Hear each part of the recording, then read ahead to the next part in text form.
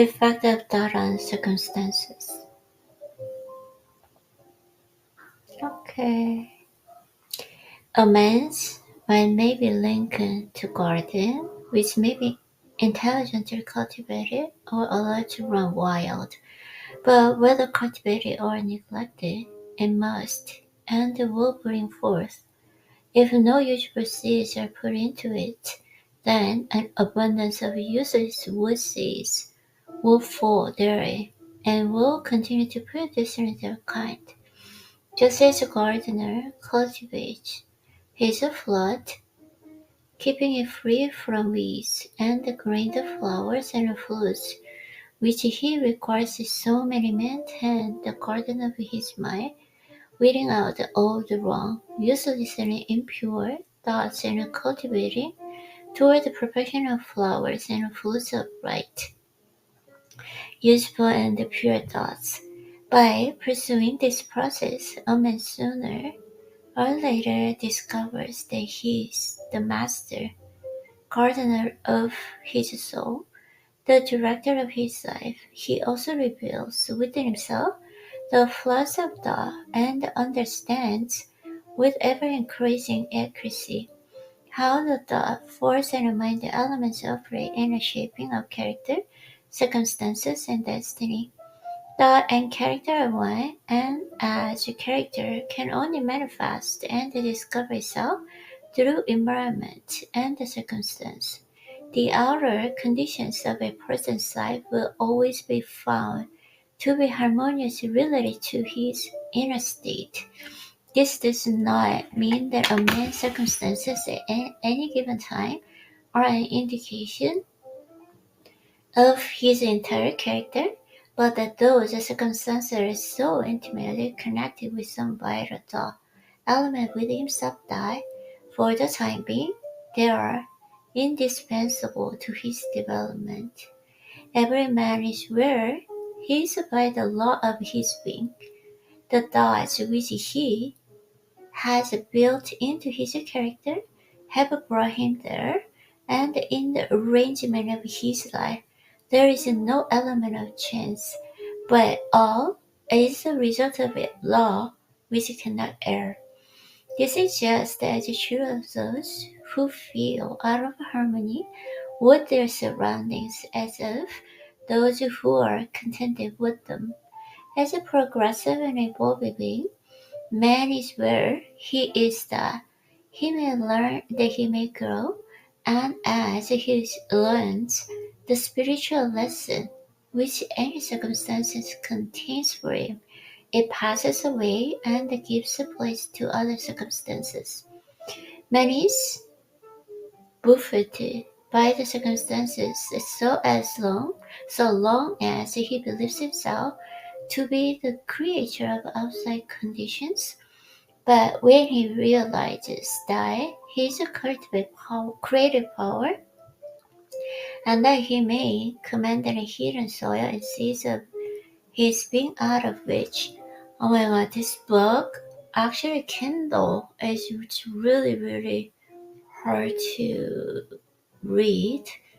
That's why I think it is much better read through. Okay.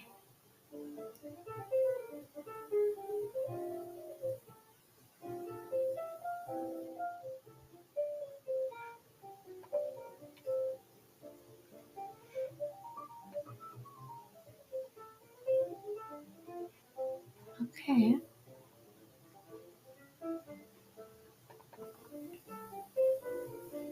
Okay, this is much better. I try to read it through Amazon website. Okay, so effect of dye on the health and the body. The body is a servant of mind. Okay, I just try to read in the beginning of the book. Yeah, I think it's much better, right? Okay, okay. Forward, forward, forward, forward. Uh-oh. Okay. Thought and character. A man is literally what he thinks. He is a character being, the complete sum of all his thoughts. Act is the blossom of thought, and the joy and suffering are its fruits. Thus does a man garner in the sweet and bitter fruits of his own husbandry. In purity of thought, joy follows him, as his own shadow sure. A noble and godlike character is nothing of a favor or chance, but is the natural result of continued effort in right thinking, the effect of a long cherished association with the godlike thoughts. Man is made or unmade by himself. He also fashions the tools with which he builds for himself in heavenly mansions of joy and strength and peace. By the right choice and true application of thought, man ascends to the divine perfection. Between these two extremes are all the grades of character, and the man is their maker and master. The man is master of thought, the molder of character, and the marker and shaper of conditions and environment and destiny. As a being of power, intelligence, and love, and the lord of his thoughts, man holds the key to every situation and contains within himself the transforming and regenerative agency by which he may make himself what he wills. Man is always the master, even in his weaker and the most abandoned state. When he begins to reflect upon his condition and to search diligently for the law upon which his being is established, he then becomes a wise master, directing his energies with intelligence and fashioning his thoughts to the fruitful issues. Such is an unconscious master, and the man can only thus become by discovering within himself the law of thought, which discovery is totally a matter of application, self-analysis, and experience. He will watch, control, and alter his thoughts, tracing their reflection upon himself, upon others, and upon his life and his circumstances, linking cause and effect by patient practice and investigation, and utilizing his every experience, even to the most trivial, everyday occurrence, as a mean of obtaining that knowledge of himself which is understanding, wisdom, power.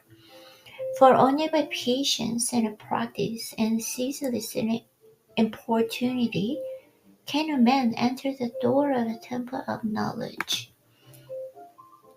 Man's mind may be likened to a garden, which may be intelligently cultivated or allowed to run wild.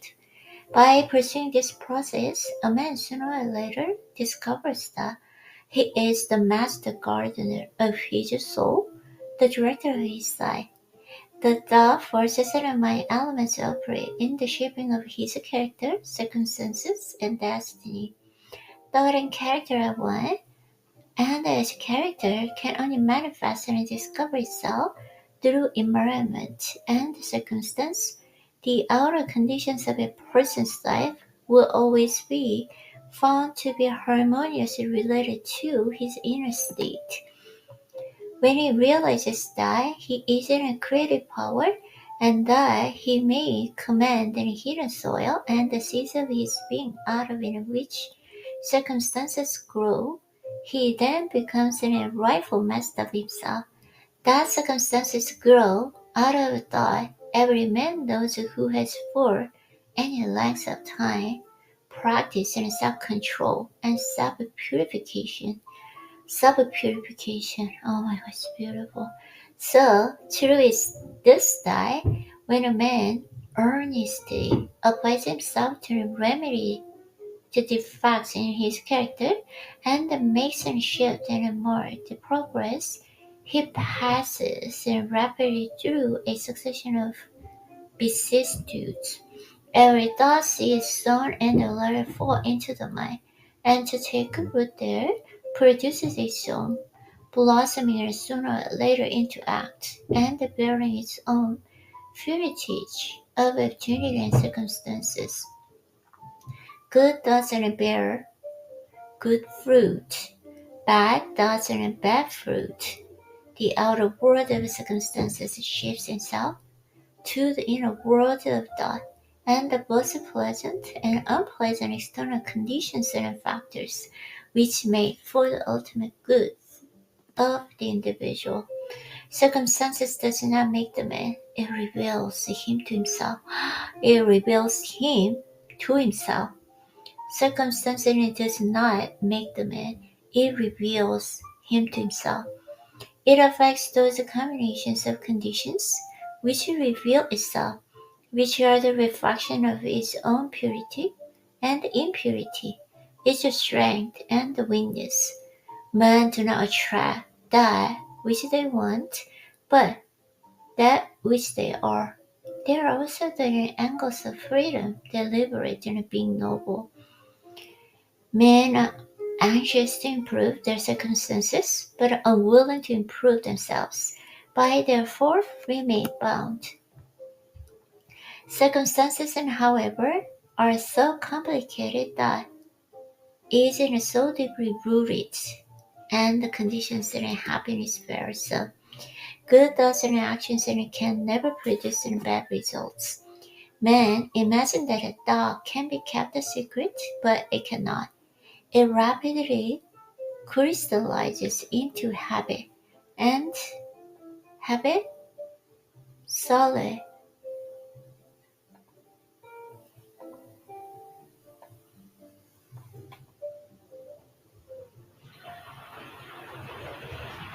Uh, okay. Okay, it rapidly crystallizes into habit, and the habit solidifies into circumstances.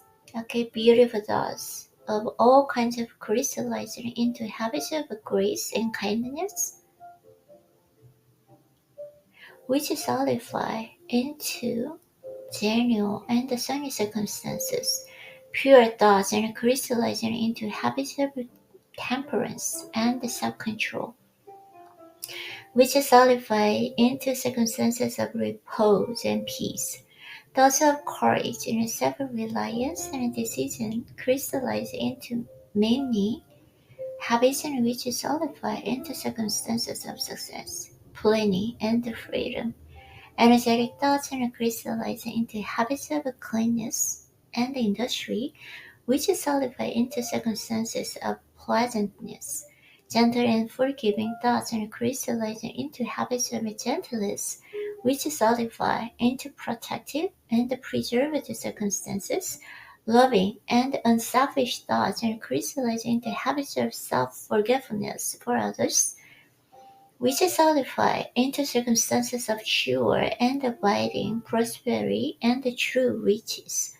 A particular train of thought persisting, be it good or bad, cannot fail to produce its results on the character and the circumstances. A man cannot directly choose his circumstances, but he cannot choose his thoughts, and so indirectly yet surely shape his circumstances. Effect of thought on the health and the body. The body is the servant of the mind. It obeys the operations of the mind, whether they are deliberately chosen or automatically expressed. At the command of a glad and beautiful thoughts, it becomes an clothed with usefulness and beauty.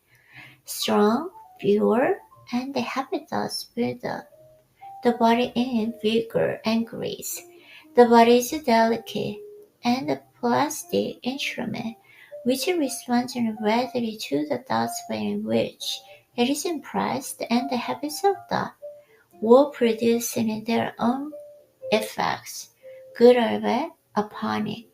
Out of a clean heart comes in a clean life and a clean body. Change of diet will not have a man who will not change his thoughts. When a man makes his thoughts impure, he no longer desires an impure food. Clean doesn't make clean habits. If you will protect your body, guard your mind. If you will renew your body, beautify your mind.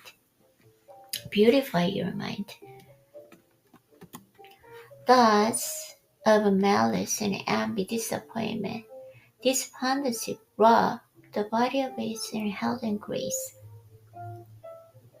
On the faces of the east, there is one cosmeted by sympathy, others by strong and pure thought, and the others craved by passion. Who cannot distinguish them? With those who have lived righteously, easy, calm, peaceful, and softly mellowed, like the setting sun.